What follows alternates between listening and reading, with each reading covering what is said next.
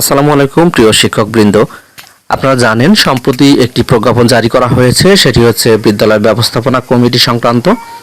আজকের ভিডিওতে আমরা দেখব কিভাবে বিদ্যালয় ব্যবস্থাপনা কমিটি বা এসএমসি গঠন করা যায় এবং এসএমসি এর দায়িত্ব এবং কর্তব্য। প্রথমে আমরা দেখব কমিটি গঠন ও সদস্য সংখ্যা। মূলত বিদ্যালয় ব্যবস্থাপনা কমিটি সভাপতি সহ মোট 12 জন সদস্য নিয়ে গঠিত হবে। এই 12 জন সদস্য বিশিষ্ট কমিটির কাঠামো মূলত নিম্নরূপ থাকবে।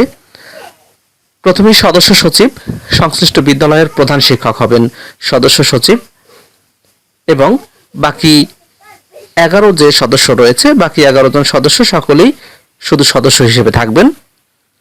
তাদের মধ্যে প্রথমেই আমরা দেখব যে একজন বিদ্যোৎসাহী পুরুষ অভিভাবক যার ন্যূনতম শিক্ষাগত যোগ্যতা হতে হবে এসএসসি পাস এবং একজন বিদ্যোৎসাহী মহিলা অভিভাবক সদস্য, তারও শিক্ষাগত যোগ্যতা এসএসসি। অর্থাৎ এখানে সদস্য সচিব, বিদ্যালয়ের সংশ্লিষ্ট বিদ্যালয়ের প্রধান শিক্ষক এবং বিদ্যালয়ের যে অভিভাবক রয়েছেন, অভিভাবকদের মধ্য থেকে একজন পুরুষ এবং একজন মহিলা সদস্য নির্বাচন করা হবে যারা বিদ্যোৎসাহী।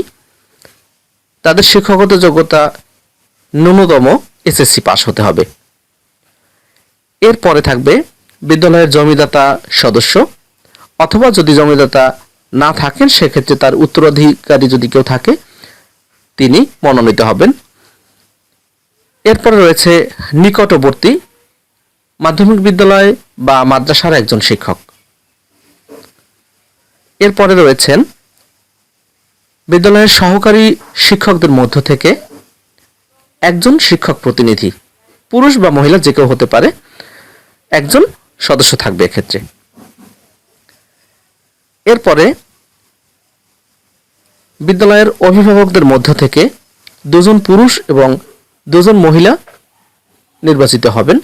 এটা মূলত অভিভাবক সদস্য, অর্থাৎ এখানে থাকবেন 4 জন, 2 জন পুরুষ অভিভাবক এবং 2 জন মহিলা অভিভাবক।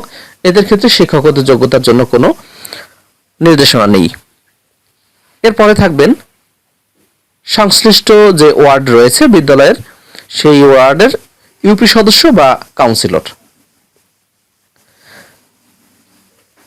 সবশেষে থাকবেন বিদ্যালয়ের ক্যাচমেন্ট এরিয়ার অবসরপ্রাপ্ত একজন সরকারি কর্মকর্তা অথবা সরকারি কর্মচারী বা শিক্ষক। এই হলো মূলত 12 সদস্য বিশিষ্ট আমাদের যে কমিটি সেটি। আমরা যদি আবারও দেখি, পুনরায় আমরা একটু দেখে নেই। শুরুতেই সংশ্লিষ্ট বিদ্যালয়ের প্রধান শিক্ষক হবেন সদস্য সচিব এবং বাকি 11 জন থাকবেন সদস্য। তার মধ্যে অভিভাবকদের মধ্যে থেকে একজন পুরুষ বিদ্যোৎসাহী সদস্য এবং একজন মহিলা বিদ্যোৎসাহী সদস্য, যাদের শিক্ষাগত যোগ্যতা থাকবে ন্যূনতম এসএসসি। বিদ্যালয়ের জমিদাতা বা তার উত্তরাধিকারী একজন থাকবেন জমিদাতা সদস্য। সংশ্লিষ্ট বিদ্যালয়ের নিকটবর্তী মাদ্রাসা বা বিদ্যালয়ের মাধ্যমিক বিদ্যালয়ের একজন শিক্ষক প্রতিনিধি থাকবেন এবং সংশ্লিষ্ট বিদ্যালয়ের সহকারী শিক্ষকদের মধ্য থেকে যে কোনো একজন শিক্ষক প্রতিনিধি থাকবেন। অভিভাবকদের মধ্য থেকে 2 জন পুরুষ এবং 2 জন মহিলা সদস্য থাকবেন এবং বিদ্যালয়ের যে ওয়ার্ড রয়েছে সেই ওয়ার্ডের ইউপি সদস্য বা কাউন্সিলর থাকবেন এবং ক্যাচমেন্ট এলাকার অবসরপ্রাপ্ত সরকারি কর্মকর্তা কর্মচারী বা একজন শিক্ষক থাকবেন। এরপরে আমরা দেখব কিভাবে সভাপতি নির্বাচিত হবেন। সভাপতি ও সহসভাপতি নির্বাচন, এক্ষেত্রে শিক্ষক প্রতিনিধি এবং প্রধান শিক্ষক ব্যতীত অন্য সদস্যদের মধ্য থেকে একজন সভাপতি ও একজন সহসভাপতি নির্বাচিত হবেন। তার মানে আমরা যে দেখেছি যে 12 সদস্য বিশিষ্ট যে দলটি ছিল, তাদের মধ্য থেকে শুধুমাত্র প্রধান শিক্ষক এবং শিক্ষক প্রতিনিধি, এই 2 জন সদস্য ব্যতীত অন্য যে কেউ সভাপতি বা সহসভাপতি নির্বাচিত হতে পারবেন। তবে এক্ষেত্রে শর্ত হচ্ছে শিক্ষাগত যোগ্যতা সভাপতিকে ন্যূনতম স্নাতক পাস বা সমমানের ডিগ্রিধারী হতে হবে। এক্ষেত্রে যদি সদস্যদের মধ্য থেকে সভাপতি নির্বাচনের জন্য যোগ্য প্রার্থী না পাওয়া যায়, সেক্ষেত্রে মন্ত্রণালয়ের বিশেষ অনুমতি নিয়ে সভাপতি নির্বাচন করতে হবে। এরপর দেখব কমিটির মেয়াদ ও সভা। কমিটির মেয়াদ হবে অনুমোদনের তারিখ থেকে 3 বছর এবং প্রতি ইংরেজি মাসের শেষ সপ্তাহের যে কোনো দিন বিদ্যালয়ের সভা অনুষ্ঠিত হবে এবং সভায় কমপক্ষে 6 জন সদস্য উপস্থিত থাকলে কোরাম পূর্ণ হবে। তাদের প্রধান দায়িত্ব ও কর্তব্যসমূহ: